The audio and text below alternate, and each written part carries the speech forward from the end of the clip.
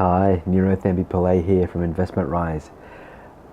I'm often asked, Nero, throughout all your experience and all the years you've been investing and helping other people invest, what are some of the biggest mistakes that either you've made personally or you've seen other people make? And that's really what I want to outline in this video. I want to talk about what I believe are the three biggest mistakes that most investors will make, and I'm seeing them making it right now.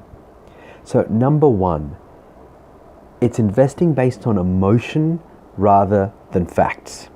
So when we buy our own home, obviously it's all about emotion, the colors, the layout, everything that we want, because this is our home. We want it to be exactly what we want. And we want it to be in an area as well that we want. However, investing is a very different mindset. You need to look at it from a numbers perspective. You need to look at it from a data perspective. You need to analyze capital growth fundamentals.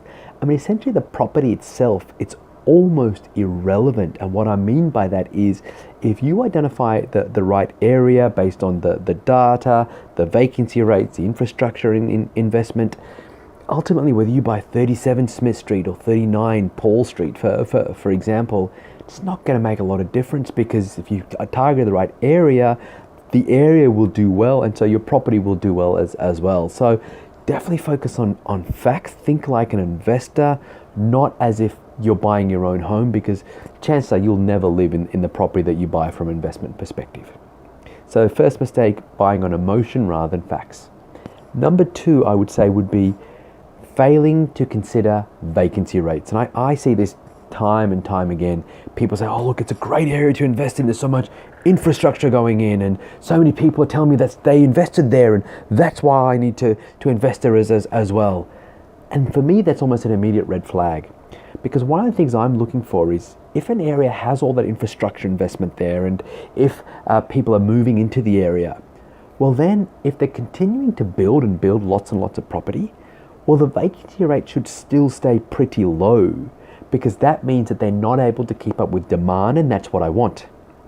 But if, for example, they're building lots and lots of houses, but vacancy rate's starting to rise, well, hold on a second. Now we have a problem, because that means we're building too many houses for the people coming into the area, and you've got an excess supply or over supply, a key term that's being bandied around at the moment in the press.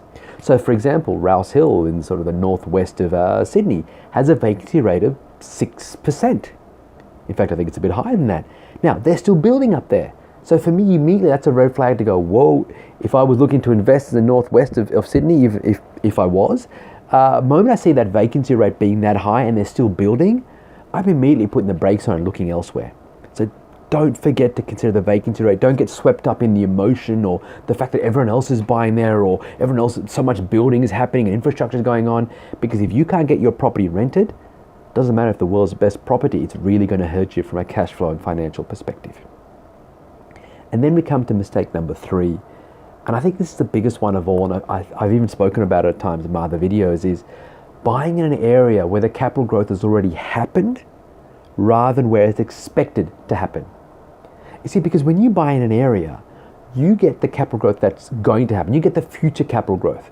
You don't get the past capital growth at all. So just because an area might have boomed over the last 3, 4, 5 years, the question you need to ask is it likely to continue? Is affordability still very, very good? Are people able to get in there quite cheaply? Is wage growth good for the area? People still moving into the area? You need to come back and look at the key capital growth fundamentals.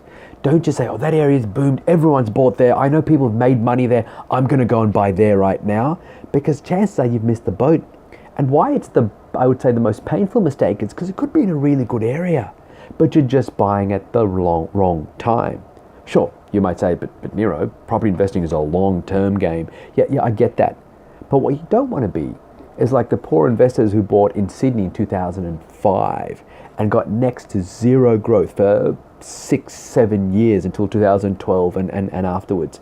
It's pretty painful owning a property for 5+ years, 7 years or so, having to top up the mortgage and still getting no capital growth.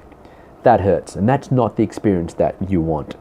So I would say really avoid these three mistakes. Going through them quickly again: buying on emotion rather than facts, failing to consider the vacancy rate, and buying in an area where the capital growth has already happened rather than where it's expected to happen. Let me know what you think about these mistakes and whether you can think of any other mistakes that investors make that cause them to fail at property investing. Leave me a comment below. I'd love to hear from you. Bye for now.